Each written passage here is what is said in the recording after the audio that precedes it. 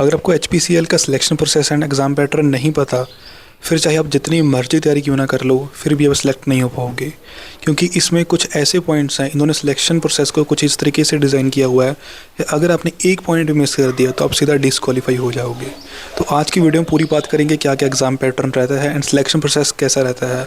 चाहे फिर आप वर्क बेस पे अप्लाई कर रहे हो, क्योंकि अलग अलग एडवर्टाइजमेंट आई हुई है 2026 में, एंड चाहे फिर आप एक फ्रेशर वाली पोस्ट पे अप्लाई कर रहे हो, सारी पोस्ट के बारे में बात करेंगे, सिलेक्शन प्रोसेस ऑल। तो hi guys, this is HP and watching Heracles life. Video को आगे जाने से पहले मैं आपको ये भी बता दूं कि मैं ऑलरेडी HPCL में सिलेक्टेड हूँ। अगर आपने मेरी ये वाली वीडियो नहीं देखी, ऊपर इधर या इधर जिधर भी लिंक आ रहा है या फिर इधर ऊपर नहीं आ रहा है, तो आप चैनल पे जाके मैं सर्च करना मेरी वीडियो में, मैंने उसमें बताया अपना जो एक्सपीरियंस था, मेरा पर्सनल एक्सपीरियंस, वो भी मैंने शेयर किया कि कैसे सारा प्रोसेस होता है जब आप CBT बेस्ड जो टेस्ट होता है, computer based test, CBT test clear कर लेते हो। उसके बाद देखो, सबसे पहले अगर हम बात करें कि सिलेक्शन प्रोसेस कैसा रहता है, अगर तो आप एक फ्रेशर जो पोस्ट है उसके लिए अप्लाई कर रहे हो, फिर चाहे वो जूनियर एग्जीक्यूटिव की होगी या फिर एक ऑफिसर की होगी, उसमें हमारे पास डिफरेंट राउंड्स रहते हैं। सबसे पहला राउंड रहता है CBT बेस्ड टेस्ट का, एंड CBT बेस्ड टेस्ट में एक बहुत बड़ा पॉइंट रहता है, वो अपने नहीं आपको बता तो डिस्क्वालीफाई हो जाओगे, जैसे मैंने बताया वो आपको बताऊंगा आगे वीडियो में।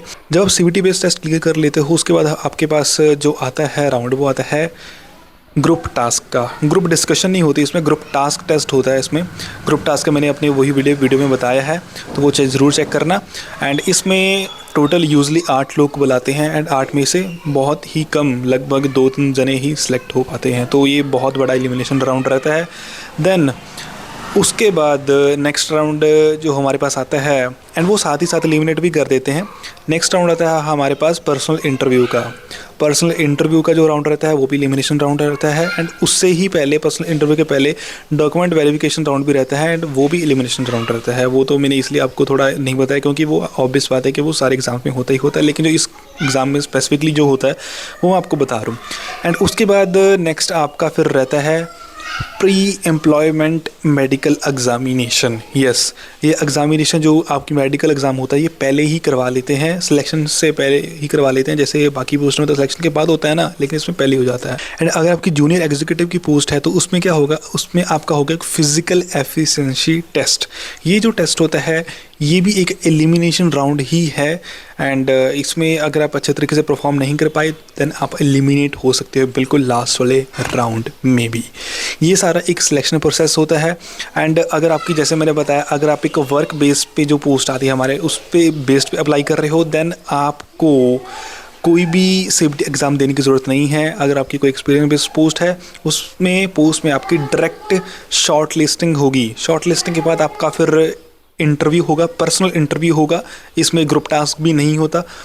उसके बाद डॉक्यूमेंट वेरिफिकेशन, सब कुछ ये होके फिर आपका pre employment medical examination test होगा। इसमें कोई फिजिकल एफिशिएंसी और कोई टेस्ट नहीं है।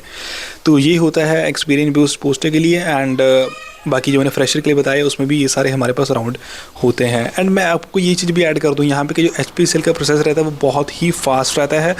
जब आपका CBT एग्ज़ाम हो गया दैन उसके लगभग 1 महीने के अंदर आपको सारा शेड्यूलिंग वगैरह होके, एंड लगभग उसके नेक्स्ट 1 मंथ या फिर 1.5 मंथ के अंदर अंदर ज्वाइनिंग भी हो जाती है। यस, इतना फास्ट प्रोसेस इसका रहता है। उसके बाद अब हम बात कर रहे हैं कि जो CBT बेस्ड टेस्ट होगा उसमें एक इंपॉर्टेंट पॉइंट की, देन लेकिन उससे पहले जो CBT बेस्ड टेस्ट है उसका पैटर्न कैसा रहता है, उसमें 85 क्वेश्चंस आपके पास आते हैं, logical reasoning plus aptitude plus English के प्लस डाटा इंटरप्रिटेशन। मतलब बेसिकली जो आपका सारा एप्टीट्यूड होता है ना, जर्नल एप्टीट्यूड जिसको हम बोल देते हैं, उसके सारे 85 टोटल आपके पास क्वेश्चंस रहते हैं, एंड इसमें नेगेटिव मार्किंग भी होती है। देन उसके बाद जो नेक्स्ट 85 क्वेश्चंस आएंगे वो आपके प्रोफेशनल नॉलेज या फिर जो आपकी डोमेन है, इलेक्ट्रिकल है, मैकेनिकल है या फिर और कोई है, उसके रिलेटेड आपसे 85 क्वेश्चंस पूछे जाएंगे। वीडियो में आगे बढ़ने से पहले अगर आपने अभी तक भी चैनल को सब्सक्राइब किया तो जल्दी से चैनल को सब्सक्राइब कर दीजिए, क्योंकि ऐसे वीडियोज़ आपको हमारे चैनल पर मिलते रहते हैं। बिल्कुल एक्सक्लूसिव वीडियो है, सो इसलिए चैनल को सब्सक्राइब ज़रूर कर देना, वीडियो को भी लाइक कर देना। एंड अब हम मेन पॉइंट की बात करने जा रहे हैं कि आपका जो डोमेन नॉलेज है HPCL में, जो आपकी 85 क्वेश्चन रहते हैं, उसमें 54% marks for SC ST OBC and बाकी जो रिजर्व्ड हैं PWD, उन सब के लिए लाने ज़रूरी हैं। चाहे फिर आपके मार्क्स एप्टीट्यूड में 85 से 85 क्यों ना हो जाएं, लेकिन अगर ये 54% जो रिजर्व्ड कैटेगरी के लिए and 60% for journal and EWS category के लिए। ये कंप्लीट नहीं हो पाया देन आप एलिमिनेट हो जाओगे, चाहे फिर आप जर्नल एप्टीट्यूड में 85/85 क्यों ना लेकर आ जाओ। सो ये बात का ज़रूर ध्यान रखना। सो अपना डोमेन नॉलेज अच्छे तरीके से रेडी रखना।